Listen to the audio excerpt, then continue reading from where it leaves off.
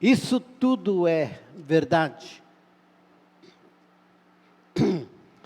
A Bíblia Almeida e Corrigida, ela traz essa pergunta do versículo assim: isso tudo é verdade, ou é verdade tudo isso?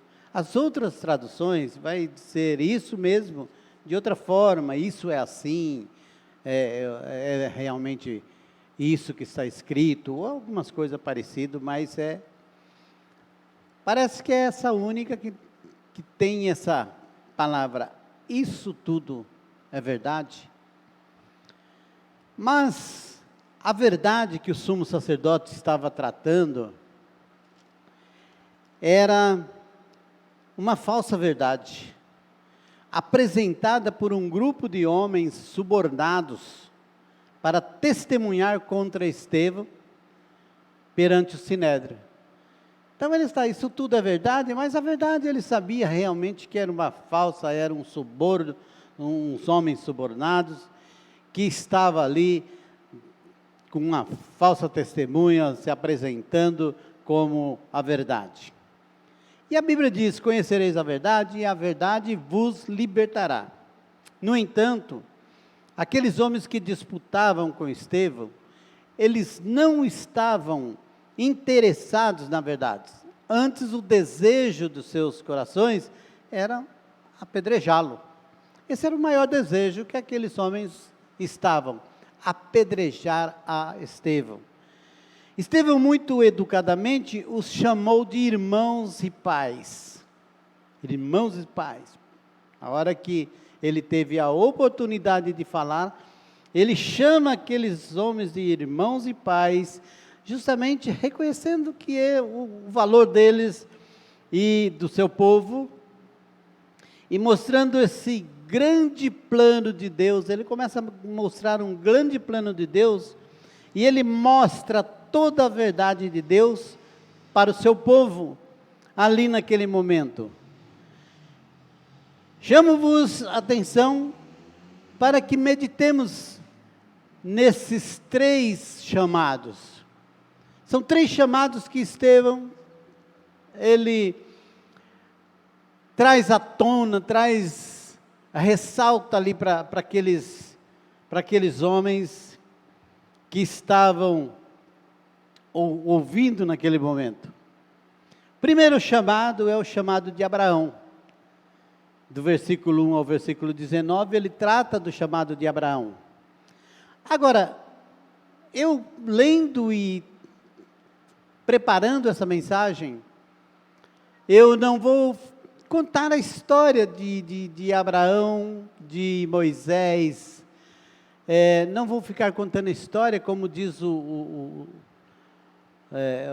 pregador aí, o Marcos, o Granconato, ele fala assim, isso é historinha de EBF, né? Na EBF já se aprende sobre Abraão, né? Tem até a musiquinha, Abraão, né? Isaac, quem lembra? Acho que ninguém nem lembra mais de Abraão, Isaac, Jacó, Cocó. Essas musiquinhas aqui, ó, só a EBF que ensina isso.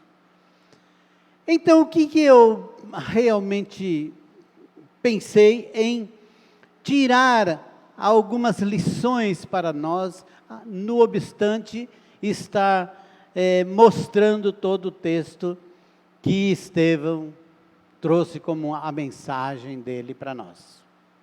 E olha que a verdade sobre Abraão nos mostra, a primeira coisa, a soberania de Deus.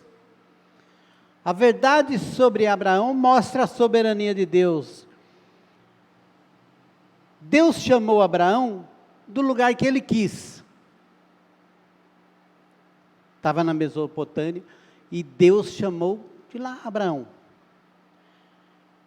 Nas condições que ele quis. Abraão estava lá, criado entre a idolatria, em meio à idolatria. Foi de lá que Deus chamou Abraão. Foi de lá que Deus o buscou. E no tempo que ele quis chamar, Deus que determina tudo isso. O tempo que Ele quer, do lugar que Ele quer. Então, não importa o que a pessoa está fazendo, o que era, ou quando Deus quer, Ele vai, pega, toma, e é aí que Ele vai começar a história na vida daquela pessoa. É claro, se você for por todos os ensinamentos que a gente aceita aqui, nós entendemos que Deus tem todo o plano, antes da fundação do mundo até, mas chega um tempo, nós temos um tempo que Deus opera o seu querer na vida da pessoa, e nesse momento, então, a pessoa não tem por onde escapar, e sai fazer a vontade de Deus. Ele sempre chama para o seu propósito, para cumprir o seu plano. Deus chama a pessoa para um propósito. Deus não trabalha de qualquer jeito, tem o seu propósito, o seu plano, e chama as pessoas para cumprir o seu plano. Deus trabalha não de qualquer jeito, sem projeto, fazendo acontecer na história, por exemplo, está começando a acontecer, então Deus começa a planejar. Não, isso na verdade, vai acabar com um teísmo aberto, não é isso. Deus tem o seu propósito já planejado e faz acontecer tudo aquilo que Ele quer que aconteça. Realiza conforme a sua vontade, conforme o seu querer. Então Abraão saiu como o Senhor lhe havia dito. Sai da sua terra, sai da sua parentela, saiu como o Senhor lhe havia dito. E saiu crendo na palavra de Deus. Ele creu naquela palavra de Deus que diz: sai, porque eu te mostrarei aonde ir. E Abraão foi sem saber para onde ia. Saiu crendo nas promessas que Deus fez. Crendo nas promessas: far-te-ei uma grande nação, te abençoarei, abençoar-te-ei, e em ti serão benditas todas as famílias da terra. Abraão creu e saiu crendo nessa promessa de Deus. Ele saiu crendo que aquelas coisas aconteceriam. De verdade, ele creu na palavra de Deus. Lições para nós.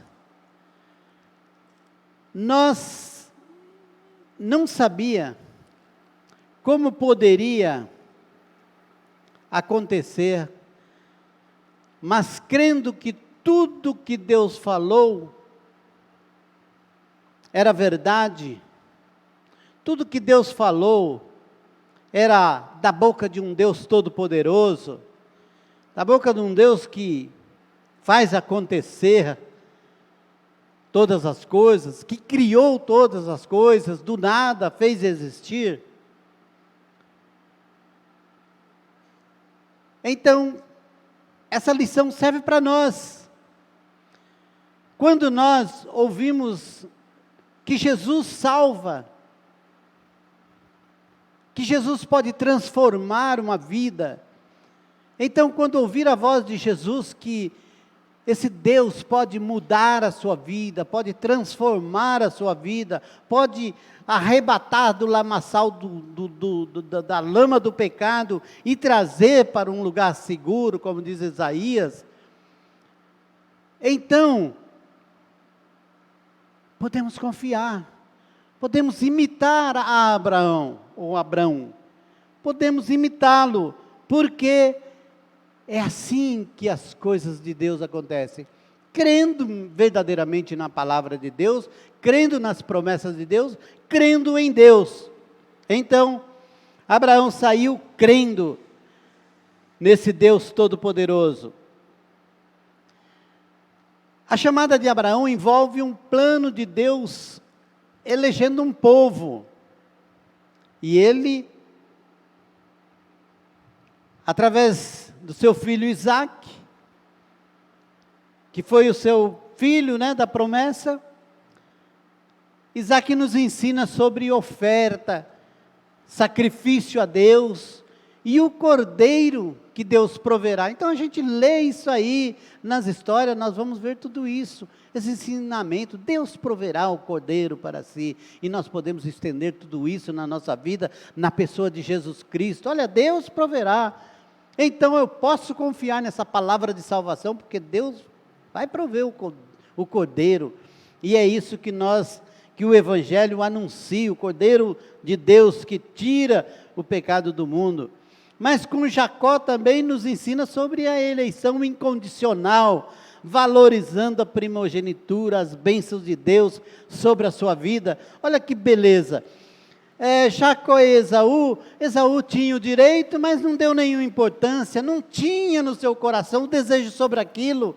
Mas Jacó, ao mesmo tempo, queria por todos os meios a primogenitura para ele, lutou por isso, ele tinha no seu coração, já fora colocado no seu coração esse desejo, eu quero receber essas bênçãos de Deus para a minha vida. Jacó tinha desejo nisso, e lutou por isso. Ele quer, ele deseja, ele tem gozo nessas coisas de Deus. Então são lições para nós. E de Jacó, José nos ensina Deus convergindo todo mal em bem, e sobre o amor e sobre o perdão que devemos aos nossos irmãos. As histórias são essas, pegando lá, trazendo para nós. Você quer saber de perdão? Não tem história mais, quer dizer, tem bastante, mas tanta história que fala de perdão assim, bem real, como a de José e seus irmãos, nos ensina. Você tem problema de perdão? Leia lá o Gênesis 50, o encontro de 49, 50, o encontro de José com seus irmãos, você vai entender de perdão, vai entender que mágoa no coração, aquelas coisas que fizeram mal para você, isso não faz parte da minha vida é daqui para frente, passado é com o cão, não comigo. Isso nós aprendemos, isso são lições que nós temos, aprendemos vida, chegamos até aqui, nos ajudou o Senhor, então aprendemos sobre gratidão. José olha para seus irmãos e fala, olha, tudo isso que aconteceu, eu sei que vocês fizeram mal, mas Deus já tinha planejado bem, e a nossa gratidão, a minha gratidão é para Deus, que nos trouxe até aqui, me colocou aqui para ajudar vocês. Então, olha a visão de quem realmente pensa diferente. Imagine vocês,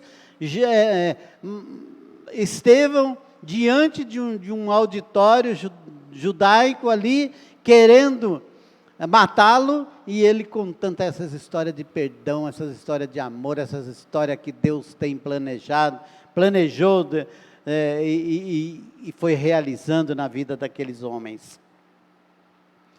Segundo ponto que nós queremos tratar é a chamada de Moisés, que Estevão realmente também está tratando. A partir do versículo 20 até o versículo 43, nós vamos tocar nesse assunto. 3 períodos na vida de Moisés, que eu achei interessante no comentário expositivo de Hernandes Dias Lopes, que ele trata de 0 a 40 anos, Moisés pensava que era forte. Ele pensava que era forte. Ele tentou defender seus irmãos. Ele achou que ele era o cara. Tentou defender os seus irmãos e queria no seu braço forte, achando que era forte. Então, ele viveu isso do 0 até os 40 anos. Dos 40 até os 80 anos, ele reconhece que é fraco. Daí é fraco. Daí pronto. Fugiu com medo quando ele soube que os judeus e os egípcios poderiam saber da morte do homicídio que ele cometera, então ele fugiu, ali ele estava fraco. Ali ele entendeu que ele estava fraco. Ali ele entendeu que precisava de Jesus, de Deus na sua vida. E isso traz uma lição para nós. Em que parte você está? Naquela parte que você acha que você é o tal, que você é forte? Ou naquela parte que você fala, olha meu Deus, eu não sou ninguém, eu sou dependente, eu preciso do Senhor, tem misericórdia de mim. E tem hora que nós vivemos muito essa oscilação de eu sou forte, eu sou fraco, eu sou forte, eu sou fraco. Mas tem tempo, Moisés viveu, foi 40 anos reconhecendo que ele é fraco, servindo no deserto de Midian, juntamente com seu sogro, e depois de 80 a 120 anos, aprende que Deus é que é forte, Deus que é tudo na sua vida. Então, de forte passou, eu sou fraco, e de fraco entendeu, eu já sei agora quem é forte. Agora eu sei quem é forte, é Ele. Deus é forte, Deus é que faz acontecer todas as coisas, Deus é que fez o Egito tremer, Deus é que fez o mar se abrir, Deus é que fez a água jorrar, Deus é que fez todas as coisas, as pragas, Deus é que fez. Deus é que é forte, Deus é que é tudo. E quando nós tomemos essas coisas para a nossa vida, nós entendemos e vivemos um tempo pensando alguma coisa de nós mesmos e de repente fala, como eu sou tão dependente de Deus, e de repente nessa dependência, buscando esse Deus, eu começo a ver esse Deus agindo com todo o poder, com todo o amor, com toda a justiça, com toda a sua fidelidade. Deus é o Senhor. E a nossa gratidão começa a vir do nosso coração, esse reconhecimento, e essa vida olhando para Deus como o Senhor, como o Deus Todo-Poderoso, como aquele que criou todas as coisas e sustenta todas as coisas nas suas mãos. Muito bem. Para entender que Deus é forte, se precisa ou precisamos reconhecer primeiro que é fraco e dependente de Deus. Porque se eu começar a pensar que eu sou forte, eu começo a não precisar, a não depender. Mas então, quando eu começo a compreender que eu nada sou, que eu realmente sou fraco, que a minha dependência total diante desse Deus Todo-Poderoso, então eu começo a buscá-lo de maneira certa, a reconhecer esse Deus, o que Ele realmente é. O homem fraco tem mais força, olha que interessante, o homem fraco, ele tem mais força de responder o chamado de Deus. O homem fraco tem mais força de responder o chamado de Deus. Assim foi com Moisés. Atos capítulo 7, versículo 35 a 38. Diz assim: e a este Moisés, a quem eles rejeitaram, dizendo, quem te nomeou líder e juiz? Deus enviou como líder e libertador pela mão do anjo que lhe aparecera na sarça. Foi esse que os conduziu para fora, realizando feitos extraordinários e sinais na terra do Egito, no Mar Vermelho e no deserto por 40 anos.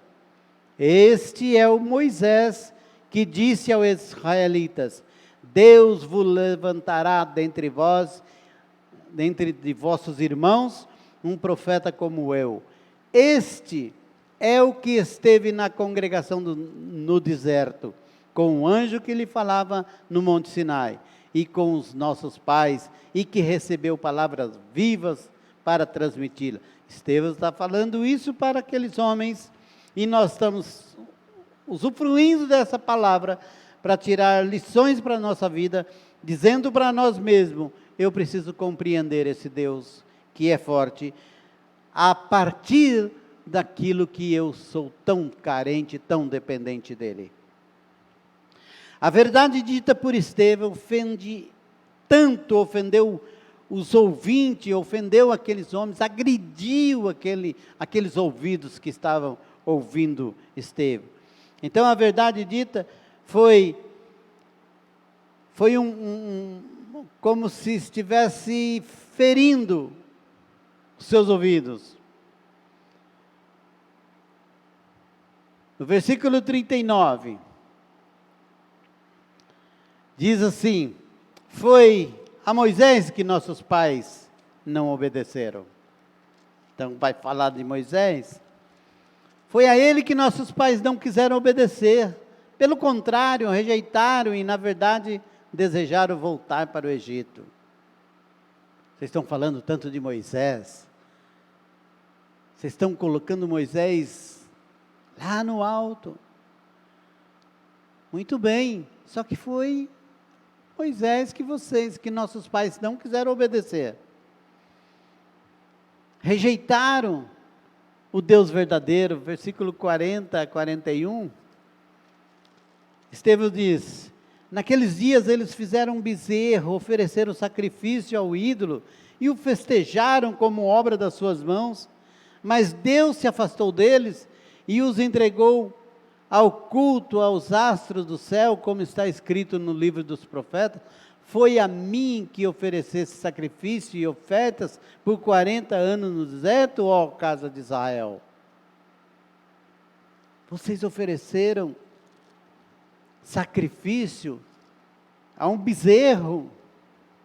Vocês ofereceram sacrifício aos ídolos.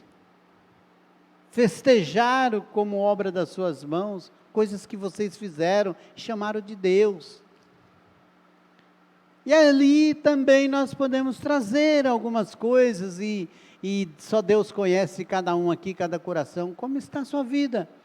Eu creio em Deus, eu defendo Moisés, eu defendo Abraão, Isaac, Jacó, José e toda a história, eu conheço decore e salteado, mas eu tenho um Deus a mais. Eu preciso de algo a mais para mim crer. Eu creio na palavra de Deus suficiente, mas eu preciso de uma coisinha a mais. E esse é o perigo. É isso que Estevão está colocando na frente daqueles homens. Vocês creem, mas vocês precisam de alguma coisa a mais. Eu preciso dizer a todo mundo que eu sou tal. Eu preciso dizer a todo mundo que é eu que faço alguma coisa aqui. Eu preciso dizer a todo mundo, eu necessito de ser abajulado, de ser colocado sobre altar. E além disso, eu também dependo de um copo d'água benzido. Eu dependo de alguma coisa a mais para me conseguir pegar. Olha, isso aqui me faz bem. Eu fui uma vez numa visita. Deixa eu só dar uma olhadinha no meu relógio. Não gosto. Eu fui uma vez numa visita e a pessoa que nós fomos visitar, ela estava na cozinha e ela veio para sentar conosco na sala, e ela veio de lá, trouxe uma pedrinha na mão. E começou a conversar com uma moça que estava conosco, né? E eu fiquei só ouvindo, porque eu era o pastor, mas o pastor que ouvia, né? Ao invés de falar, eu estava ouvindo onde ia parar tudo aquilo ali. E ele com aquela pedrinha dizendo: olha, desde que eu tenho, enquanto eu tiver com essa pedrinha na mão, minha família está segura. Enquanto eu tiver, minha família está... Isso é o que ele falava. E cria naquela pedra. Eu não sei que raio de pedra que é até hoje. Nem quero saber. Mas era uma pedra que ele se dedicava a vida deles naquela pedra. Não sei de onde apareceu, não sei de onde, quem é que deu aquelas pedras, não perguntei. Mas enquanto eu tiver com essa pedrinha na minha seguro, eu estou livre de qualquer coisa. Esse foi o dia pior da minha vida com relação a demônio, e eu não quero falar nisso. Mas é assim que muitas pessoas ainda, sabe aquele negócio de renúncia quando recebe Jesus como Salvador? Renúncia. Jesus diz: quem quiser vir após mim, renuncie a si mesmo, renuncie todas as coisas, toda a sua vida do passado, toda a sua vida que você estava envolvida com ela, vida de pecado, vida espiritual, vida que longe da vontade da palavra de Deus, isso você tem que deixar para trás, é renúncia mesmo. Por quê? Porque a vida nova de Cristo, ela fala de uma nova vida. Assim que alguém está em Cristo, nova criatura é, as coisas velhas se passaram, eis que tudo se fez novo. Então, vida velha é para lá.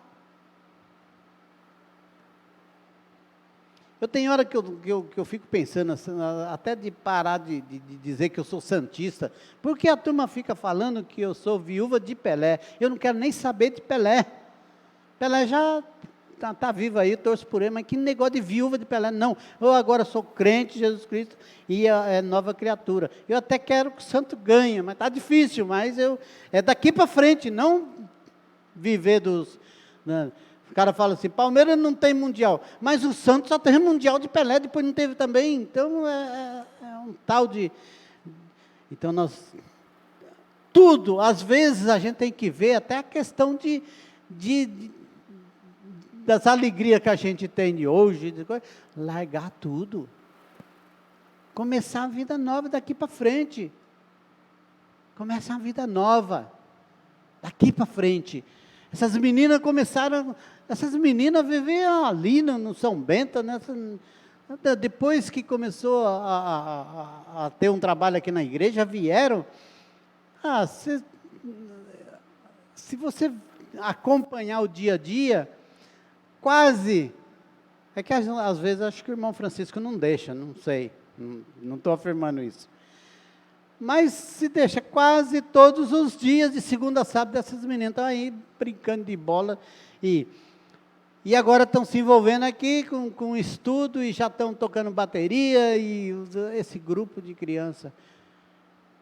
E a vida delas, deixaram para trás. Então, crente, meu irmão, crente é para viver nova vida, esquece as coisas para trás. É isso que Filipenses 3 diz. As coisas que para trás ficam e prossigo para o alvo.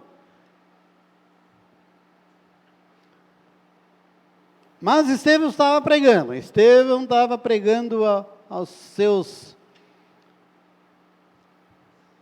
compatriotas, dizendo: vocês cultuaram deuses, versículo 42 a 43, diz assim, 43, antes carregasse o tabernáculo de Moloque e as estrelas do deus Refã, figuras que fizesse para adorá-las, assim eu vos exilarei para além da Babilônia.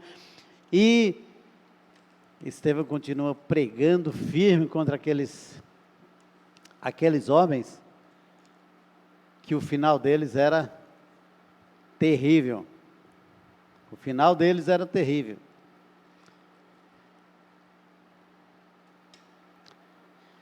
Mas Estevão não parou.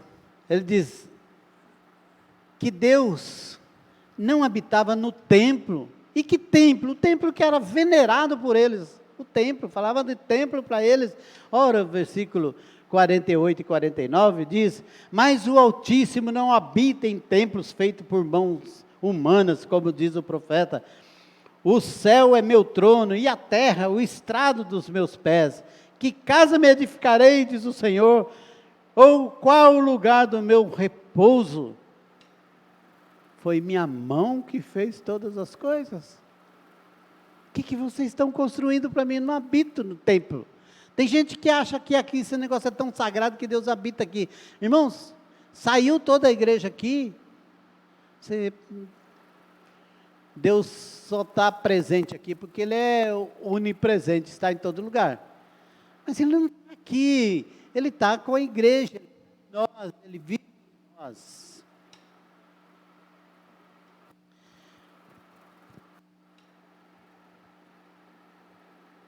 Deus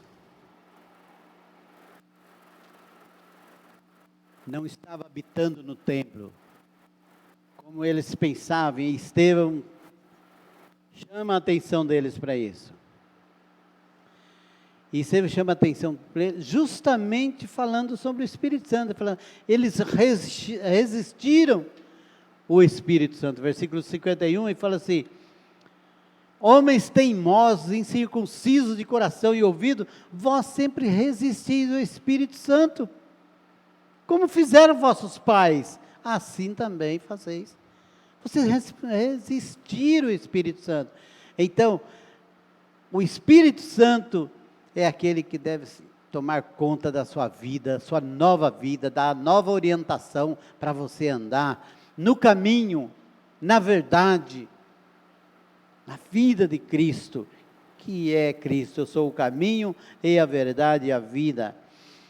E ainda Estevão, no capítulo 52 e 53, diz: perseguir os profetas, não guardaram a lei. Imagine falar isso para aqueles homens, face a face. Vocês perseguiram os profetas e vocês não guardaram a lei. Olha o versículo 52. Que profeta vossos pais não perseguiram? Mataram até mesmo os que anteriormente anunciaram a vinda do justo, do qual vós agora tornastes traidores e homicidas. Vós que recebeste a lei por meio de anjos, não a guardastes. Vocês não guardaram a lei. Vocês mataram os profetas. Sabe, os profetas que anunciavam o justo? Vocês mataram os profetas. Então, é claro que numa situação dessa, nós vamos ao terceiro ponto, que é o chamado de Estevão. Estevão teve um chamado. Todos nós sabemos o chamado de Estevão para que foi e como foi. Atos capítulo 6, ele foi chamado para diácono, para servir. Mas Estevão foi muito além, eu já preguei isso, muito além de um diácono, né? Ao título da mensagem. Ele foi muito além.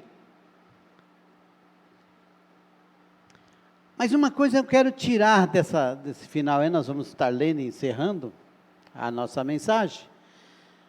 Mas eu quero tirar algumas lições de uma mensagem que eu ouvi do pastor Pascoal quinta-feira, ou quarta-feira. E ele tocou no assunto e eu estava trabalhando a mensagem e falei, vou usar isso. Exatamente na hora eu pensei, vou usar essa, que é chamado para fazer o melhor para Deus. Estevão foi chamado, mas ele não foi chamado simplesmente chamado para fazer, ele foi chamado, agora ele fez o melhor para Deus. E esse é o chamado para fazer o melhor para Deus. Pensa nesse chamado para fazer o melhor para Deus. É isso que nós temos que tomar como lição para a nossa vida. Chamados para fazer o melhor para Deus. Não se importando com a revolta, com a fúria, a ponto de ranger os dentes contra contra ele. Ele não se importava com isso. Versículo 54 diz: ouvindo isso, eles enfureciam no coração e rangiam os dentes contra Estevão. Estevão sabia disso. Estevão conhecia muito bem ele, sabia do resultado. Talvez Estevão estava ali tão preparado que ele já orava: Senhor, hoje é o último dia mesmo, mas eu quero dizer a verdade, eu quero fazer o melhor, o meu tempo aqui é para fazer o melhor para o Senhor. E aí, volta às nossas perguntas, nossas considerações, as nossas introspecção. Como está o seu fazer melhor para Deus?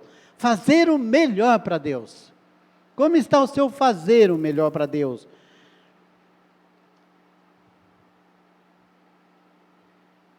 Estevão estava ali, não se importando com as adversidades, mas para fazer o melhor para Deus. Mas o melhor para Deus se faz cheio do Espírito Santo e com os olhos fitos nos céus. Não há outra maneira de você fazer coisas grandiosas, coisas boas, ou o melhor para Deus, se não for orientado pelo Espírito Santo. Por quê? Porque todas as coisas vêm de Deus. Toda boa dádiva, todo dom perfeito vem do alto, vem do Pai, das luzes, em que não há sombra de variação, não há dúvida, não há sombra de variação. É de Deus que vem. Então tem que compreender isso, pedir a Deus para que minha vida seja uma vida cheia do Espírito Santo, para mim fazer o melhor para Ele. Vem dele para Ele, porque tudo é para Ele, né? Dele, por Ele, para Ele, são todas as coisas, glória pois a Ele. Então fazer o melhor para Deus, é pedir a Deus: Deus, eu quero fazer o melhor, enche-me do Teu Espírito Santo de sabedoria, para que eu possa fazer o melhor para o Senhor. Versículo 55, diz assim: mas Estevão, cheio do Espírito Santo, com os olhos fixos nos céus, viu a glória de Deus e Jesus em pé à direita de Deus. Fazendo o melhor para Deus, cheio do Espírito Santo, ali um clima como se estivesse no Monte da Transfiguração, coisa fantástica ali, fazendo o melhor para Deus. O melhor para Deus é dizer a verdade sempre. É dizer a verdade sempre. Aquilo que Estevão falou, desde quando ele pediu a palavra: pais, irmãos, ouvi, eu vou falar, dizer a palavra, ele disse a verdade. Toda a verdade, contou a história, o que aconteceu com Abraão, com Moisés, com Isaac, Jacó, José, toda a família, Egito, e toda a restauração. Ele contou tudo e foi trazendo, mostrando para aqueles homens que eles não eram nada daquilo que eles estavam querendo falar que era. Que eles eram pecadores, eram errados, e eles na verdade precisavam era se converter, e eles que estavam rangendo os dentes de ira, irados com Estevão. Então, fazer o melhor para Deus é dizer a verdade sempre, ainda que seja apedrejado por isso. Dizer a verdade. Estevão foi apedrejado pela verdade, porém orava e pedia perdão por todos os homens que estavam ali apedrejando. Pedir perdão para aqueles inimigos, orando, pedindo a Deus: Deus, não impute esse pecado, Deus, tem misericórdia deles, eles não sabem o que fazem, orando como Jesus, na cruz. Fazer o melhor para Deus, estar realmente cheio do Espírito Santo, porque você tem que enfrentar situações difíceis, e você tem que sobrepor, submisso ao Pai, às orientações do Senhor nosso Deus. Fazer o melhor para Deus tem um preço, mas é sempre uma semente. Quando você faz o melhor para Deus, você paga um preço, mas há sempre uma semente que Deus colhe, há sempre uma semente que brota, uma semente que na verdade Deus colhe uma vida, como a vida do apóstolo Paulo, que até então era Saulo, e que estava ali. Estevão fazendo o melhor para Deus, e eles irados, apedrejando, e a Estevão depositaram as suas vestes nos pés de um jovem chamado Saulo. Sabe o que vai acontecer? Mais para frente, Deus encontra Saulo no caminho de Damasco, fala: agora é contigo. Você ouviu a palavra? Você ouviu a palavra está te incomodando, e vai te incomodar, porque se está te incomodando para você ir atrás dos crentes, então daqui para frente você vai incomodar em anunciar essa mensagem, esse evangelho. E é assim que Deus trabalha, com propósito, com plano. Sabe, eu não posso dizer, além daquilo que eu creio, que todas essas coisas aconteceu para chegar até Paulo. Mas de uma coisa eu posso garantir: todas essas coisas que aconteceram de Abraão, de Isaac e Jacó, de José, de Moisés, dos reis e a apresentação dos profetas e toda essa história maravilhosa, Deus tinha um propósito de chegar ao Ciro. Deus tinha um propósito de chegar na minha vida. Deus tinha um propósito de chegar na vida de você que crê realmente em Deus. E essa é a maravilha da mensagem de Estevão. E Deus tinha um propósito, e sempre tem esse propósito, de dizer àqueles homens que não creem, aqueles homens incircuncisos: vocês estão errados. Pagarão o preço pelos seus erros. Então, irmãos, qual é a mensagem que teu coração toma para a sua vida hoje?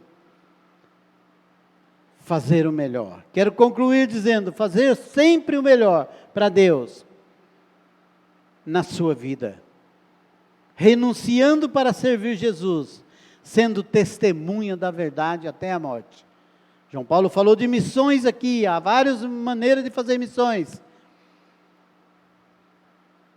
Viver fazendo o melhor para Deus é viver na sua vida uma obra missionária, como está ali. Você está entrando no campo missionário, então você faz missões. Fazer o melhor para Deus é fazer na vida da sua família. O que você tem feito na vida da sua família é o melhor para Deus?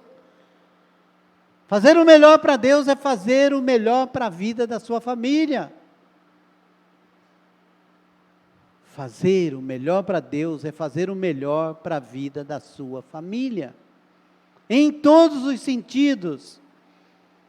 Deus é glorificado no melhor que você faz para a vida da sua família. Fazer o melhor para Deus é fazer o melhor na vida da sua igreja. Fazer o melhor. Como você tem encarado essa vida de igreja, de comunhão, de ajuntamento, mesmo de local. É aqui que é a nossa igreja, aqui que nós nos ajuntamos, é aqui que nós temos comunhão, aqui nós adoramos a Deus. Como você tem encarado, como você tem feito o melhor na vida da igreja. Fazer o melhor para Deus é fazer o melhor na vida da sociedade. Sociedade, como igreja, nós temos feito o melhor. Ontem tinha um grupo de adolescentes, foram na minha casa fazer uma visita para ver, achei, claro que a gente fica maravilhado com isso, né? Mas eu estava falando sobre isso, que talvez até falaria.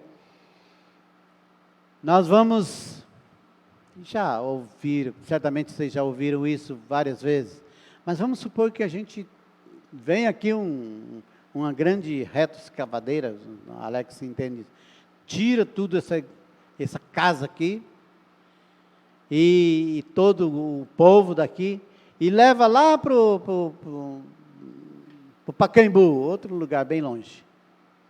E aqui fica tudo limpo, zerado, não tem nada. o que é que esse grupo de pessoas vão sentir da nossa presença aqui, ou da nossa ausência aqui. O que eles vão falar? Puxa, nós não temos uma igreja, nós não temos aqui, a Igreja Batista saiu daqui, que pena, que eles vão falar? Ou vão falar, graças a Deus, aquele povo saiu daqui, foram embora, hein? O que a igreja, o que o povo, a vizinhança aí, vai falar?